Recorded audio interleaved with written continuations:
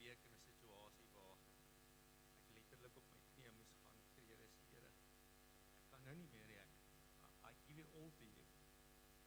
En ek wil regtig vir julle uitdaag vanmôre om te sê, die vyand is hard besig om te probeer om te steel en te verwoes. Maar Johannes 10:10 sê dat Jesus het gekom sodat ons die lewe in oorvloed kan hê.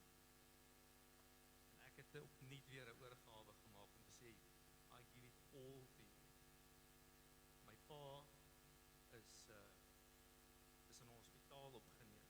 En hy is een van die wat ek glo en vertrou dat die Here hom volkome gaan genees. En dis een van die goeders wat ek die Here ook net moet vertrou en sê, I give it all to you. En ek los dit by sy voete.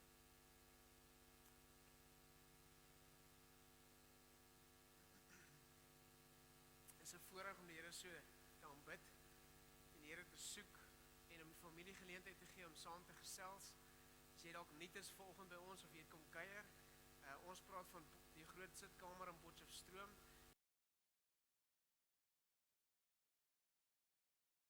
Moet ons sê dat ons in Duet gemeente behoort aan 'n familie. En hierdie is ons familie en in die familie praat ons met mekaar, ons groet mekaar en ons aanbid die Here saam. En dis die plek waar die Here gekies het dit moet gebeur. In ons geestelike familie en ook in jou familie en jou gesin by die huis. Dis God se currency, dis sy society. God se beginsel van die samelewing kom uit die familie.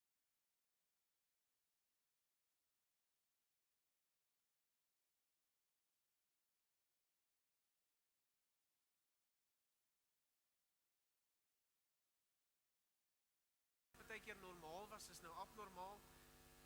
Maar for the most part kan ons nie altyd abnormaliteit definieer nie. En dit los ons op 'n moeilike plek. As jy nie kan definieer abnormaliteit nie, klink dit soos 'n goeie filosofie. Dit klink soos 'n goeie gedagte. Maar nou is die lewe op sy kop. Almal sê daar's 'n nuwe normaal, dinge het verander. Maar wat beteken dit vir die kerk? Wat beteken dit vir ons Duet gemeente hier in Potchefstroom? Wat beteken dit vir gelowiges reg oor die wêreld? Nou ek is nie 'n ou wat myself te veel steur aan die nuus nie. Maar ek dink dit was beter goed om te lees en dan te luister. Maar as jy die nuus dophou, weet jy hoe in chaos die wêreld op die oomblik is. As dit nie oorlog is in Israel nie, is dit 'n liberale agenda wat reg deur die wêreld gedruk word. En ons doen hierdie reeks sodat ons as gelowiges 'n stem kan hê en om te kan sê vir mekaar, wat is die waarheid en waar kom dit vandaan? Maar dit is baie belangrik om te weet, wat is waarheid en waar kom dit vandaan? Want as ons nie weet wat is die waarheid nie, waaraan meet jy dit wat jy ervaar? Waaraan meet jy dit wat jy sien?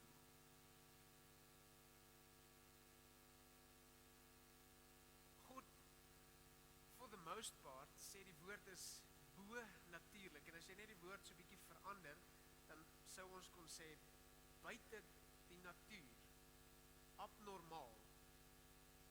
En as jy die woord lees en jy kyk na hoe Jesus geleef het, hoe die Gees gefunksioneer het in die Nuwe Testament, en jy kyk na hoe die disippels gefunksioneer het, dan is daar bitter min normaliteit aan hulle leefwyse gewees.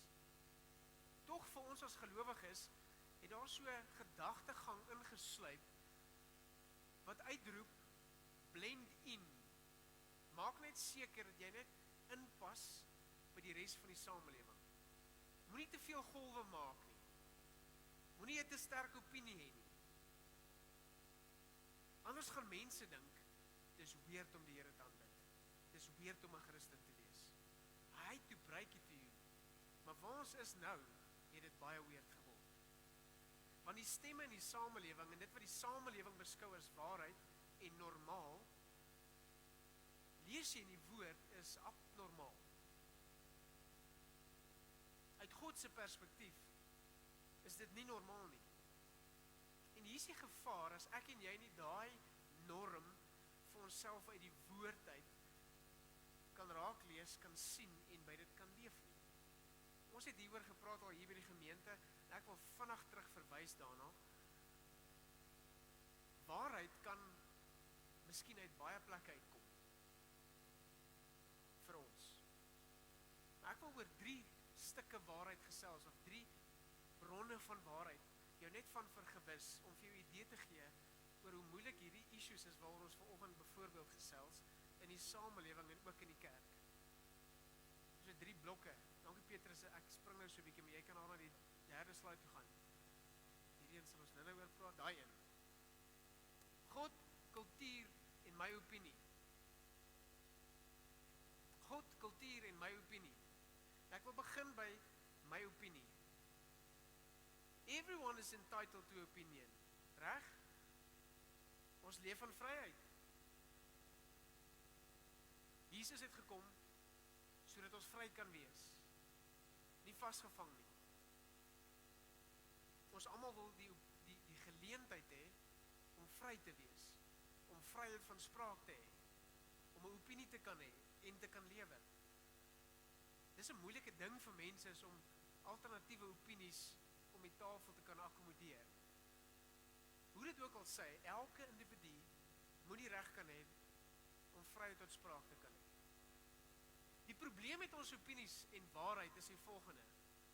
Waaraan meet jy jou opinie? Wat is sy oorsprong?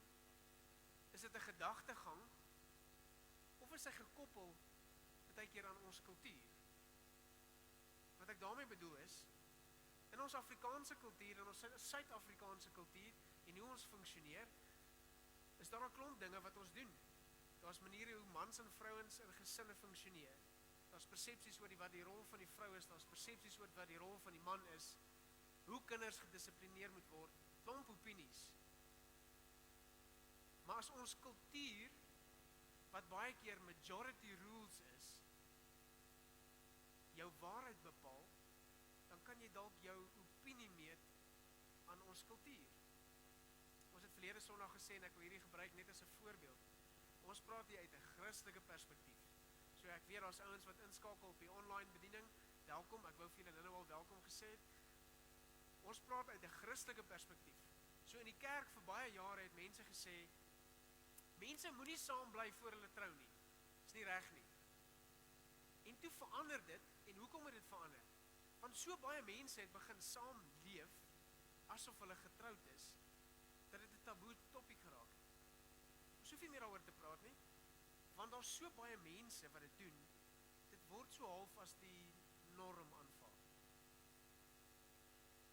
Navorsing werk presies dieselfde, want baie keer hoor jy ouens sê, navorsing sê, ek weet die profs en die dosente onder ons gaan 'n bietjie gegaan, nê, en julle weet wat's navorsing. Iemand anders, enige ou wat 'n goeie standpunt wil maak, gaan lees gou 'n Google artikel en sê navorsing sê. Nee, ek verstaan julle pyn. Maar navorsing oor die algemeen werk so. En ek wil 'n baie goeie voorbeeld gebruik. Toe ek op universiteit was depressie beskou as 'n abnormale verstoring. In vandag se tyd is depressie nie meer abnormaal nie, en hoekom? Want daar's so baie mense wat aan depressie ly. So die navorsing is reg. Dis nie meer abnormaal nie. Dis nou normaal. Want 'n groot segment van die populasie ly aan depressie. Is dit die waarheid waardeur ons gelei word as gelowiges? Het ons 'n mix van my opinie en majority rules, en daarom gaan ek nie uitpraat, sal ek nie stuur nie? Of weet jy waar jou waarheid vandaan kom? Want jy sien, die ander stuk waarheid is die waarheid wat die woord vir ons bring. Die waarheid van God. En hierdie laat 'n baie moeilike argument, want as die waarheid in die woord teenstrydig raak met majority rules, of wat die kultuur besluit het, of wat my opinie is, dan staan ek voor 'n keuse. En vir baie mense het al 3 hierdie bakke, of punte, of oorspronge, waarheid geword. God is waarheid in die Bybel, ons kultuur en majority rules en wat almal sê en doen word waarheid, en my opinie word waarheid, en op die ou end is als waar. Met ander woorde, anything goes. En dis presies waartoe die wêreld op pad is. En die middel van vryheid van spraak is die vraag wat ons as gelowiges vir mekaar vir ons moet vra. Waar kom jou waarheid vandaan? Want is great om 'n opinie te hê. Is great om te weet wat in ons kultuur aangaan. It's awesome. Dis nie net sleg nie. Dis 'n pakkie van wie ons is. Soos boerewors en boerewors en biltong. Dis wie ons is. Maar wat gebeur wanneer ons kultuur teenstrydig raak en jou opinie teenstrydig raak met die waarheid van die woord? Watter een gaan jy weggooi? Hier's 'n baie kontroversiële voorbeeld vir jou. Die Bybel sê, Jesus sê vir sy disippels, gaan dryf die duiwels uit en bid vir die siekes dat hulle kan gesond word. En enige ou wat ek voorvra, as daar 'n satanis voor jou staan, glo jy dat as hy demone in homself ingenooi het, dat dit so is? Ja, sê almal vir my. Maar as ek vra, dat die woord sê, gaan bid vir die siekes sodat hulle gesond kan word, dan word dit so 'n sensitiewe topik. So in een vers is ons bereid om die een gedeelte te vat en die ander gedeelte weg te gooi. Ons besluit, wat is waarheid? En dit beïnvloed ons geloof. Want as jou opinie jou waarheid geword het, en die woord is teenstrydig daarmee, hoe gaan jy in geloof leef? Want die woord sê, the just shall live by faith. Just is die wat geregtig verklaar is, in eenvoudige taal, gelowiges. Gelowiges sal deur my opinie leef. Nee. Gelowiges sal leef soos die res van die samelewing leef. Nee. Die woord sê, gelowiges sal in geloof leef. Want hulle onderwerp hulle self aan God se way of life. Dis moeilik. Waar kom jou waarheid vandaan? Wat beskou jy as aanvaarbaar en nie aanvaarbaar nie? En ek glo die volgende punt wat ek wil noem is, hoekom hierdie so tamaletjie is. Want hoe ons optree teenoor die van wie ons verskil, veroorsaak baie keer dat mense sê, as dit is hoe jy met mense werk, wil ek niks hoor wat jy te sê. Die vrug van God in ons lewens. Ons gaan baie beautiful plek eindig, want ons slide voor sê, abnormaal, elevating God's beauty, om die mooiheid van God se intensie vir ons as gelowiges te kan verstaan, is ons om hom te ken en uit sy perspektief uit te kan sien. En sy perspektief is net op 2 plekke beskikbaar. Die woord, en as jy sy kind is, sy gees in jou. Want die Bybel sê, hierdie is die woord van God, en Jesus het gesê, ek leef nie net van brood alleen nie, maar van elke woord wat uit die mond van God uitkom. Dit impliseer ons staan in 'n liefdesverhouding, ons ken sy stem, en ons lees wat hier staan, en ons luister na sy stem, want ons staan in 'n verhouding met hom. Dis hoe die gelowige veronderstel is om te doen. Jakobus 4, vers 4 sê die volgende,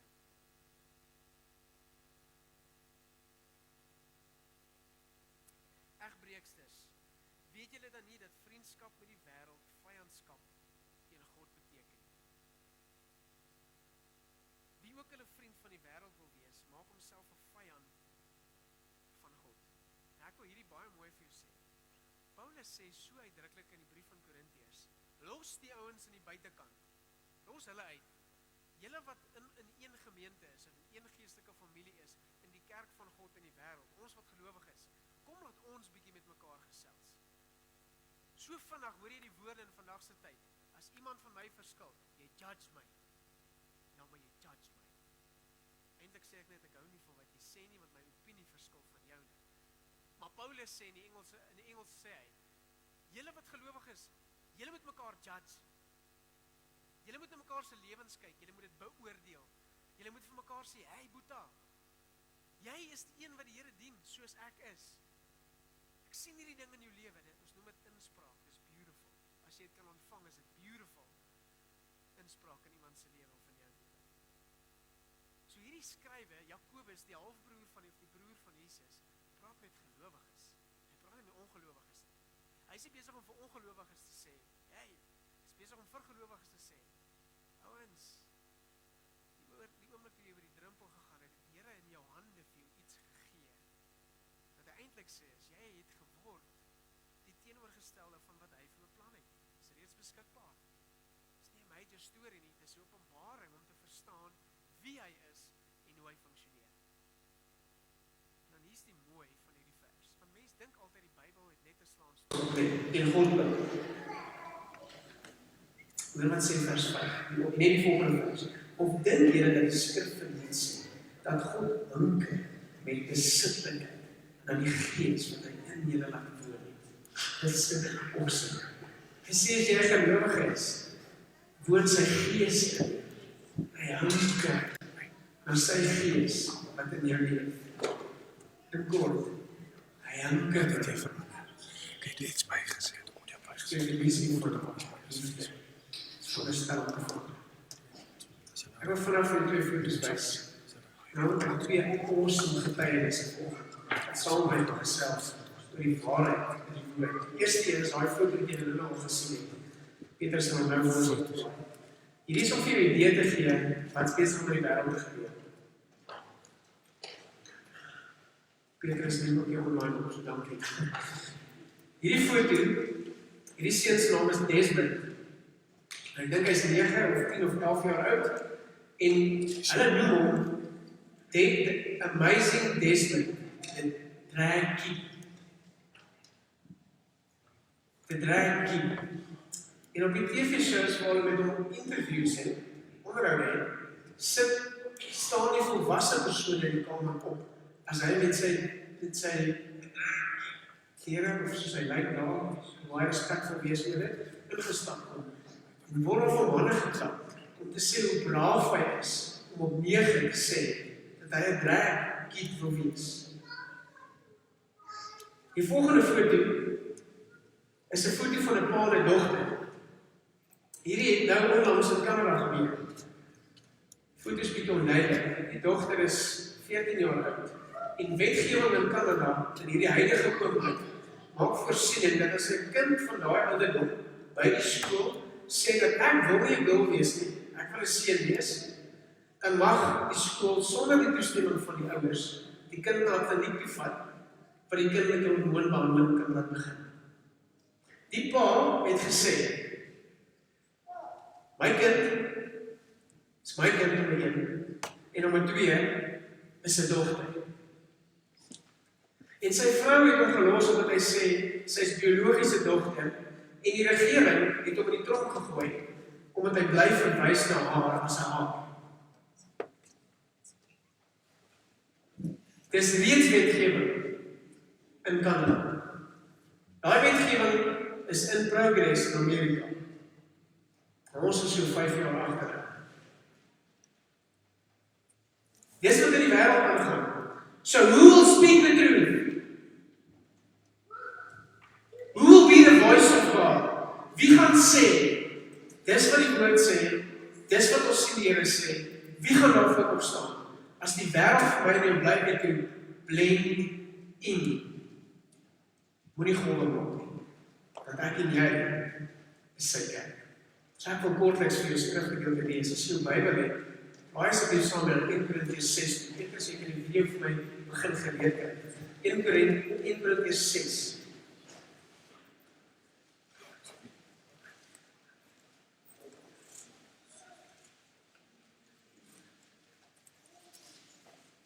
Hier sal bly van vers 9 af tot by vers 19.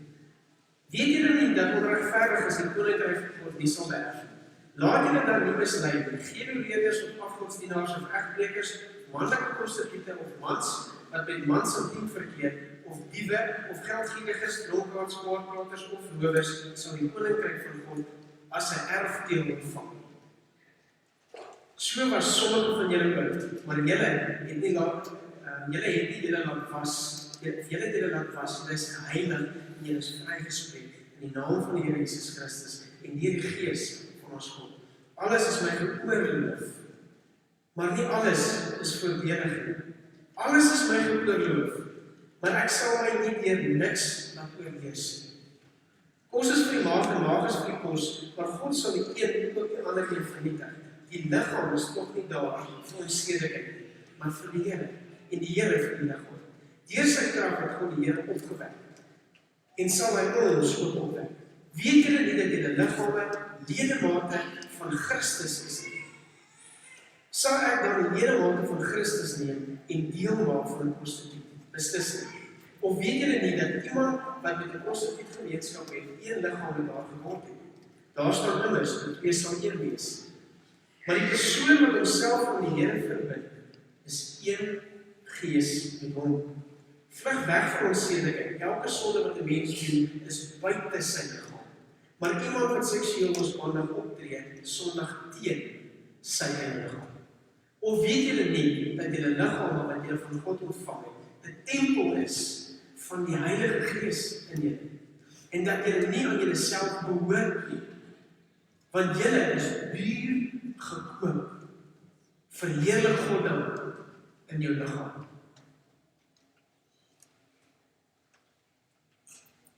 As ek vanoggend jou wil laat skuldig voel, is dit redelik maklik. Want hierdie lysies en jy sien praat oor seksuele immoraliteit, maar hy praat oor ander sonde. As jy in daai lysie in sien jy dat hy seksuele losbandigheid werk nie eindig, want dis waaroor die hoofstuk gaan. Dit praat oor die tempel van die Heilige Gees, hoe belangrik hierdie vir julle is. Daarom gaan ons oor goddelike verhoudinge, die huwelik praat in die kerk. Maar saam met dit sê hy, daar's nog 'n paar op daai lysie. Hy lig nie die een oor die ander een uit nie. Hy maak sonde, punt. Dis dieselfde ding. Ons sit kon aflei hieruit, dat die sake wat Paulus hier uitlig, belangrike sake is vir Here. Want hy praat nie met ongelowiges nie, hy praat met gelowiges. So ons kon hier op 'n hieltrip gaan as ons sou wou. Ons kan Romeine 1 lees, vers 21 tot 28, wat sê dat die mens wat seksueel losbandig verkeer, die creature, die geskepte mens, hoor ag as God, dis waar staan. Hy ruil sy verbintenis met God vir die verbintenis met mense. Maar dis nie al wat hier staan nie. Hier staan die volgende beautiful ding. En dis hier waar ek net verskaar staan oor hoe amazing die Here is. Want hier staan in 1 Korintiërs 6 vers 11. Nadat hy die lysie genoem het, kom ek lees vir die lys van geen oorreders of afgodsdienaars of egbrekers of manlike prostituie, mans wat in mans intiem verkeer, of diewe, geldgieriges, dronkaards, kwaadpraters of lowers van die koninkryk van God is erfdeel ontvang nie. So was sommige van julle ook. So was sommige van julle ook, maar julle het julle laat was.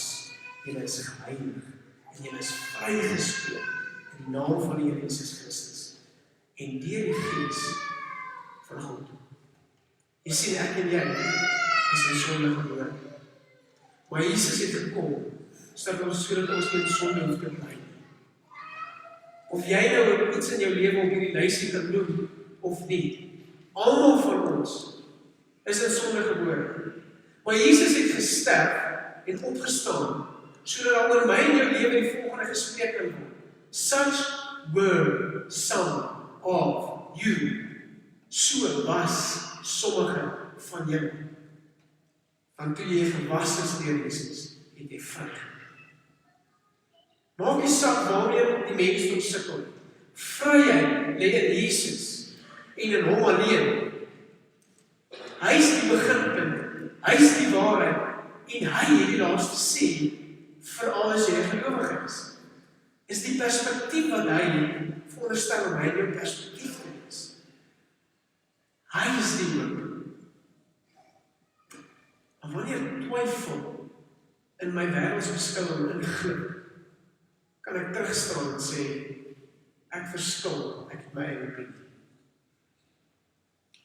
Ek wil 'n getuienis gee, Paxton en Savannah, you're welcome to come and join me if you're ready. Ek het 'n getuienis wat iemand in ons eie gemeente gedeel het en hy was siek. En toe sê ek vir hom, jy bly net op die huis, gelukkig is ons in lockdown en ons leer op die videokamera te werk, dan kan jy saam met ons die video opneem en dan kan ek dit speel. Ek het vanoggend Paxton en Savannah, hulle is Amerikaners hier deel van ons Wyman Fire and Fragrance span, gevra om saam met ons hier te wees. saam met klein, wat sê Ruby, en tweedens, iemand in ons eie gemeente, wat iets beleef het van God se vrymaking in sy eie lewe, om te getuig van wie Jesus is, sodat ons weet, daar's hoop, maak nie saak, wat ons besit. Dankie, julle kan die ligte vir ons, dan kan ons mooi sien, ons luister saam met iemand. Hello everyone. Rasi, thank you very much for allowing me to speak and to share my testimony even though I'm absent. My name is Dima and I want to tell you the story and my journey I had with same-sex attractions and what role God played in my story. So since I was young, I had no male figure to look up to because my mom was divorced and I didn't have a dad. I lived with my grandma and I was basically only surrounded by female models and I took after them. And I had a lot of female manners and mannerisms and because of that I experienced a lot of rejection by my peers at school and when we were kids. And I didn't take it well because I thought something was wrong with me. And because of that, I began associating with females. I started thinking of myself as a mistake, that I would be better in a female body, that I would be better off as a woman, and that I actually needed a male figure in my life. And when I became a teenager, the need became sexualized, and that's when I got hooked to homosexual pornography because of my same-sex attractions. So I carried on in secret into my university life as well, into my 20s, until about 2012, when I was 26, 27 years old. So what happened is there was an event at which I felt I had to disclose what was going on with me internally, and I had to share my inner struggles, same-sex attractions with people I trusted. Back then there were a bunch of missionaries around me, so God started working in my life at that time as well. He gave me this big challenge. He said, Dima, what kind of story do you want to tell? Look at my son. Look at how he lived, how he sacrificed, how he did something that was difficult, and look at his story now. Look at his disciples. You're saying that you are my disciple, that you are a Christian, so what kind of story is your life telling? And not just the nice parts of your life, but all of your life. Is the story worth telling in all areas of your life? Or do you want to skip some of it? He also told me that I can be his son, and that he will be my father. And that whatever I don't know about being a healthy male, a healthy man, he's going to teach me himself. And I learned a lot from him in my quiet times and through the things that happened in my life, the events, decisions I had to make, challenges where I was put on the spot, where I had to act out of masculinity and not imaginary femininity. He taught me through this. He gave me wisdom how to act, and he established me in that. And I also knew that I only had one shot at this life, and I could choose, to follow the lifestyle of homosexual, or I could choose to follow a lifestyle of what God has created to be a male and a female, that duality, to take my role based on my chromosomes. And I only had one choice. I could not cover both choices because it's a lifelong commitment to me. I could not be honest with myself if I were trying to live both at the same time. I cannot do that. That's not how I am. And so I was confronted with it, and I said, Lord, I'm going to choose to trust you.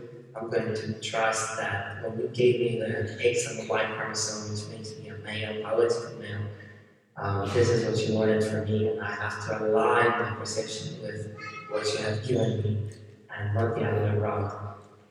So since I decided to trust God, I've been through some marks, like I said, and God has helped me to have all these heterosexual experiences or well, masculine experiences rather, not necessarily sexual, but where I had to act like a man, where I had to affirm myself and speak up as a man in the society and the community, not as a woman, and play my role as a male and as a female. And because of that, I grew stronger in my confidence that I'm actually that, and I didn't want to be anybody else. And even now, I don't want to. I totally resigned my aspirations to be with a male, to have a male partner or to have sexual relations with a male, and I do not have any urges to become a woman anymore. It was very strong at some point. They would consider it a sexual change surgery, but now I'm 36. And all of it is totally gone because my perception changed because of that. There have been hundreds and hundreds of times that I acted upon God's truth and revelation, what I just believe about myself, and not necessarily how I felt in the moment, because feelings they're real, but they're not always true. And I learned how to tell the difference. And God trusted me with his daughter, and he trusted me with his son, who is also my child. Let me quickly show you the picture. So here they are. We had a lovely time the other day at the beach. And so he trusted me with these wonderful people who are his family. And for me now to go back and to entertain my illusions of what could have been is going to be destructive, not just to God's plan in my life, but also to them. And I'm responsible for them. And this is something that actually keeps me, from entertaining if ever temptation comes to go back. And I just say, look, I've got a new life now. I don't have time to go back to something else. I'm totally happy with what I have. And, it's something I've been dreaming and praying about, to have my own family, to be a dad and a husband. And even though I had the passions to be, a sexual lifestyle and to give in to my same-sex attractions, I still get the dream that I can have a family like this. And it is a miracle, living miracle that God gave me. It took a while, but good things take time, so I was willing to work for it. So with regards to pornography and invitations to pornography, this is slightly different because I had a habit of, when I was stressed or when I was lonely or when I was bored, to open up the screen and find some images. So the habit was broken, but the temptations didn't go away. You have to understand that we will always be tempted in one area or another. If you're free like myself, even in the sexual area, it doesn't mean temptations are gone because there was a door once and now it's closed and locked by the blood of Jesus. But the enemy will come banging in it every time he can, and it's not only with sexual sin or homosexual sin. It is like this is dealing with drinking, with anger, with violence, with desiring money, with being angry or anxious or fearful. Anything you deal with, if you deal with it in God's way, the enemy will want it back, and he will be knocking at the door all the time. You can never be free from temptations. Jesus was not free from temptation, so we cannot expect to be free from it. Sometimes God does make an exception, but in my case, it is not the case. I'm still tempted, and I still have to get up and say no. I have to plan my day so that there is no room for it. I have to keep my priorities before me. I have to invest into myself. And those are all the tools to break old habits, because addiction does change your brain, and if that doesn't come through supernatural. Ek gaan ons hier stop net ter wille van ons tyd vanoggend. Ons het nog 'n getuienis. Die man is in ons eie gemeente en hy is ook in die bediening en het dit gewaag om te sê asseblief, ek wil graag deel oor wat in my lewe gebeur het. So we also, this part I'm trying to do English, we'll read Afrikaans wat we try, okay? Even my family is here, they're from Joburg, so they can speak better English, but if you stay in Potchefstroom, the R stays in there. This is Savannah and Paxton, and they're part of a missionary team that's visiting or staying at the moment here in Potch called Fire and Fragrance. And they were willing, I heard of her in Paxton's testimony, also to share with us what happened in their lives. So, guys, I sent you a message just to share with us quickly, what is it that happened? What's the background? What happened with you guys? Yeah, so I will start, and like you said, my name is Paxton from America. And when I grew up, I was in a, I would say, semi-Christian home. My mom was a really strong believer, and my dad was pretty new and figuring it out. So we went to church, but it wasn't really for me. It never really connected, and I wouldn't say that Jesus was Lord in my life in any way. And also, the home was a pretty stressful place. My mom had bipolar, and so she was in and out of the mental hospital. And also, my dad's company was failing. We ended up having to get to go into bankruptcy. So there was a lot of stress at the home. And in my story of sexual brokenness, around when I was 12 years old, one of my friends told me about pornography and masturbation. And I had never heard about it, knew nothing of it.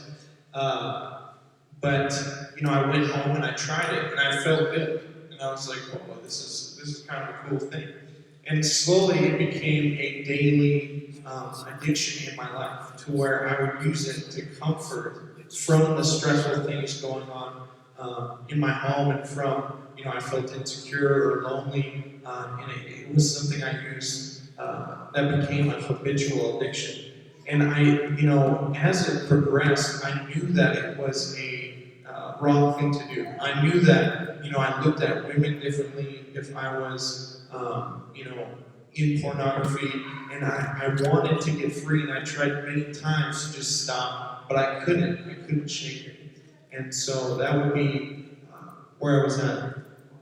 And Savannah, share with us the history of your story. So I always start my story before I was born, because I think that's where the enemy tried to start stealing from me. So when I was in my mother's womb, they said that I was a boy, and so I was born. My name was Jeremy, and my mom was like, "When is he going to be circumcised?" But obviously I'm a girl, and so I think the enemy tried to steal my identity starting very, very young, and my spirit recognized that right away. And then when I was a very young child, I had an inappropriate encounter with my uncle, some type of sexual, we don't know all of that happened, but I believe it was an important,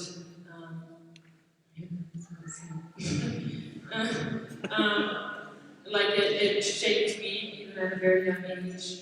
And then growing up at home, my mom was not a Christian, but my dad was, and I wanted nothing to do with the church. So I was a very rebellious child, and so as a young student, I think searching for love, searching for acceptance, I was rebellious and formed a really codependent relationship with one of my good friends, and she said, "I'm a lesbian," and so eventually I was like, well, maybe I am also, maybe.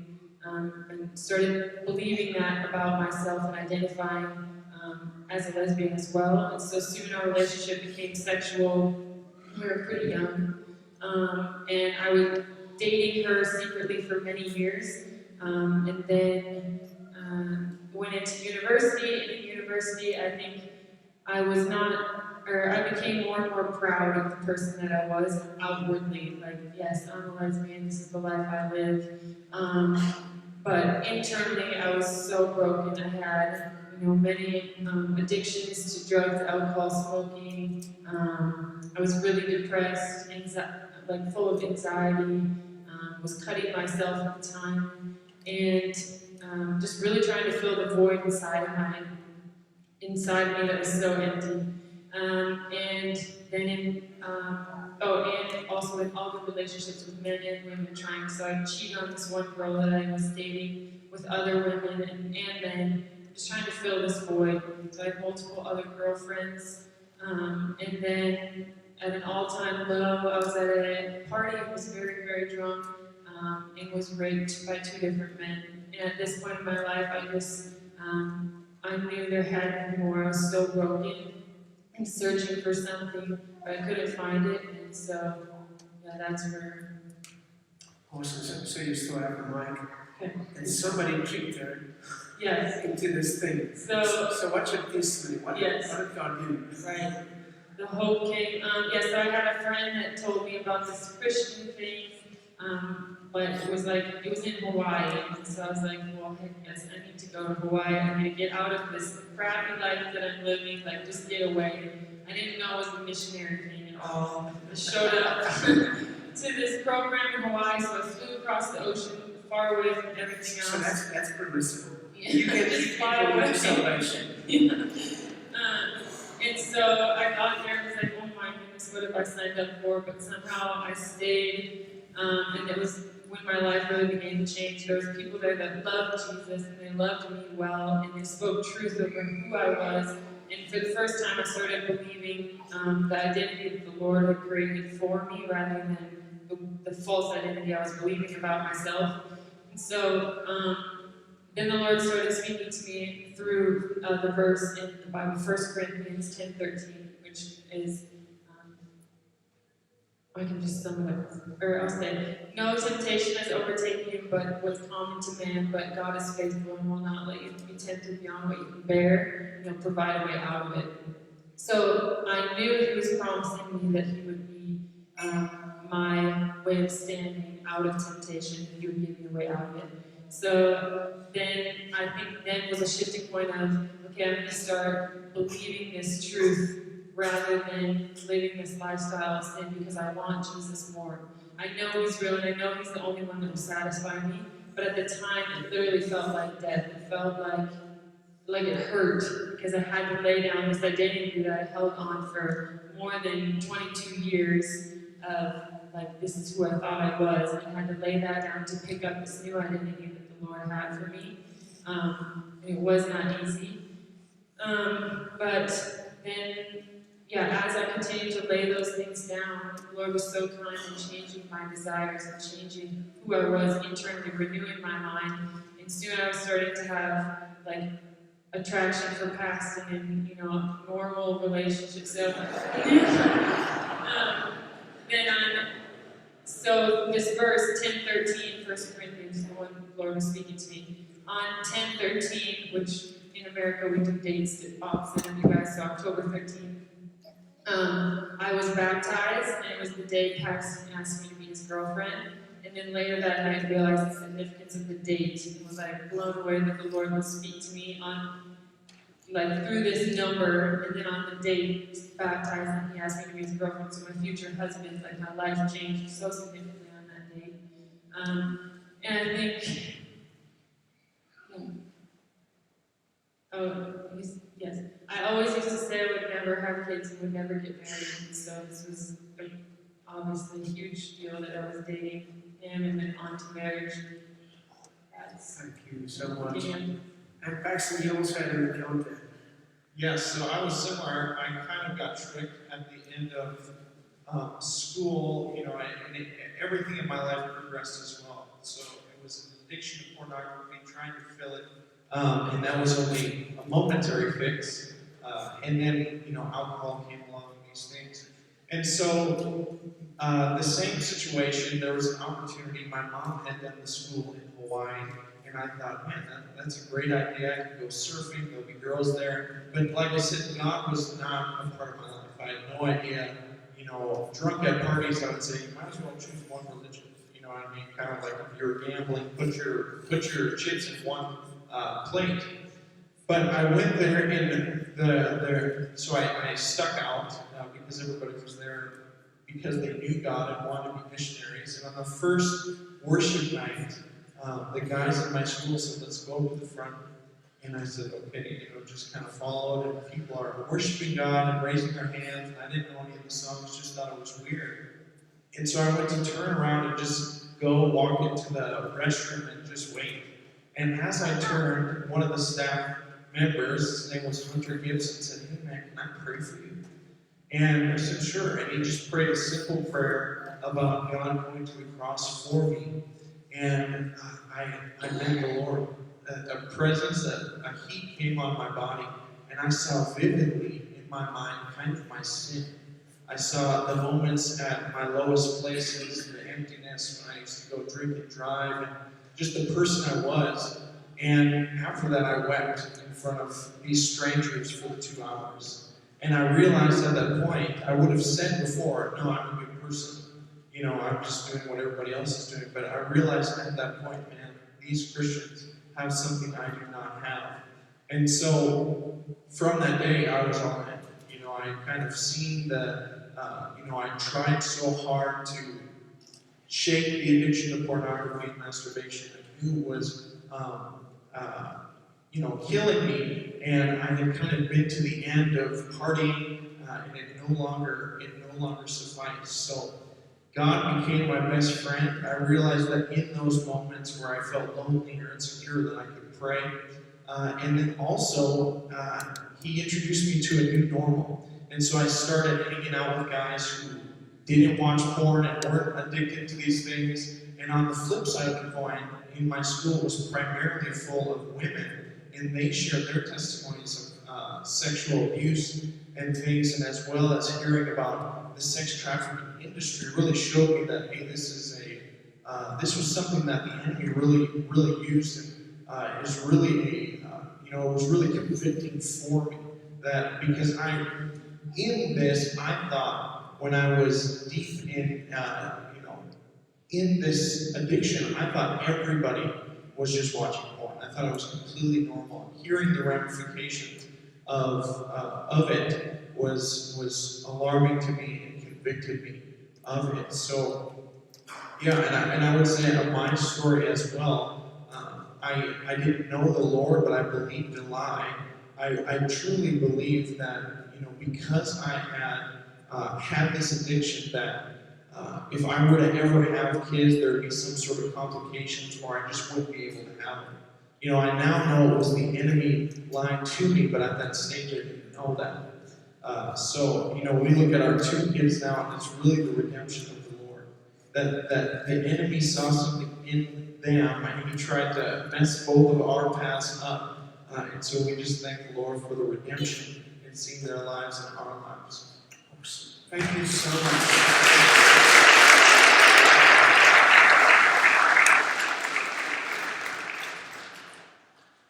Such an awesome story, proving that God is real. Dat wanneer die woord sê, hy het 'n begeerte en hy hunker na sy mense, dan is dit genuine waar. As daar iets is in ons lewens wat voel of dit onuitgesorteerd is, of voel of dit so groot is, dat dit nie uitgesorteer kan word nie, is dit wat 'n getuienis of getuienis doen. Is om te sê, dit wat die wêreld uitroep, is onmoontlik, is vir God moontlik. Hierdie boodskap vanoggend is nie 'n boodskap van reg of verkeerd nie. Hierdie boodskap vanoggend is 'n getuienis dat God 'n waarheid het, en dat in sy waarheid, hy sy mense roep om te lewe. Maar ons altyd die koste. En soms is die koste die volgende, om op te weeg wat ek beskou as waar. En in dieselfde proses om op te weeg wat ek bereid is om op te gee, sodat ek dit wat ek glo waar is, in my lewe kan aktiveer. En voor ons vanoggend afsluit, wil ek vir jou 'n laaste skrifgedeelte lees, Matteus 14 vers 14. Jesus, toe hy uit hulle uitskyn, het hy die groot skare gesien, hulle innig jammer gekry, en hulle siekes gesond gemaak. Die Engels sê, he had compassion on them. He wept and had compassion on them. Dit wil Here vir my en jou in gedagte het. Is aan die een kant om te weet wat die waarheid is, om 'n stand te maak in 'n tyd soos vandag, om te sê, ons weet waar die waarheid vandaan kom, en waarop ons staan en waarvoor ons staan. Is nog 'n deel aan hierdie vandag. Julle gehoor die gebrokenheid vir ons mense wat saam getuig het. En almal van ons in ons lewe het iewers 'n vorm van gebrokenheid of gebrokenheid gehad. En dit wil die Here uitroep na ons toe, om te sê, As jy glo, kan ek jou gebrokenheid genees. Because I have compassion on my people. I love my people. En hier tussen ons sit vanoggend mense wat misbruikers, gemolesteer is, verkragt is, verkeerde keuses gemaak het, aborsies moes deesien, en wat in seksuele gebrokenheid sit.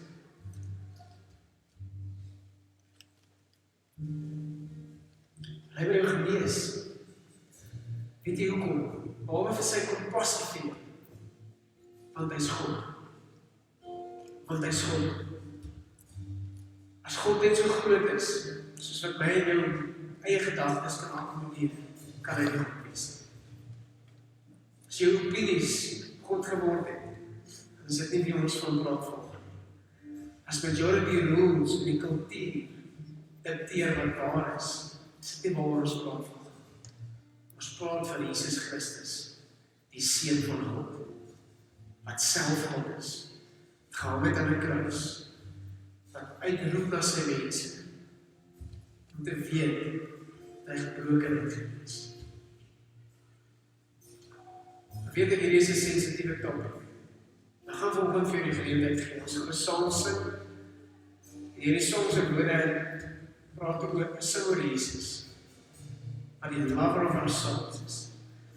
En die voor ons ouderling is hier, en hulle vrouwens is hier, die is van ons ouwens in 5 Fridays team, came along to help minister.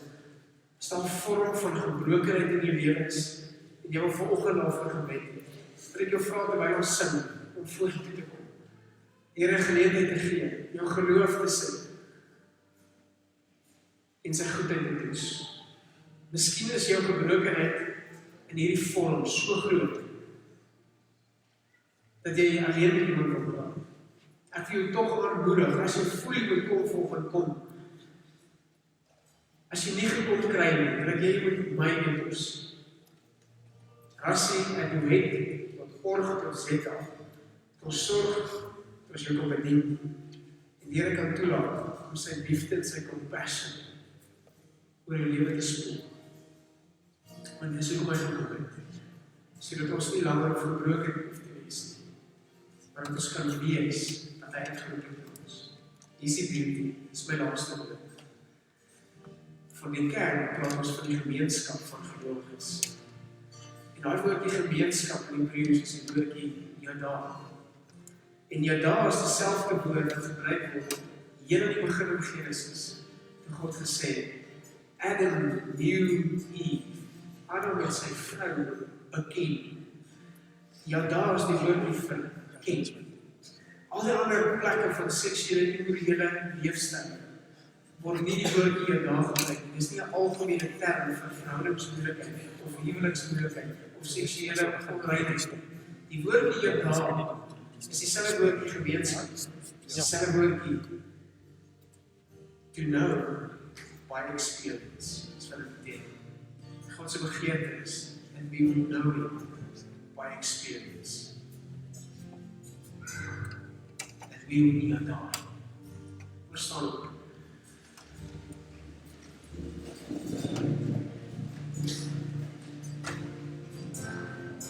Ouderlinge vra vorentoe te kom. Julle is wat saam bedien. As jy net vir jou connect met die Here en die saam vandag doen dit, as jy voel jy het nodig om saam jou met jou gebroken en vandag, kom dat ons veel.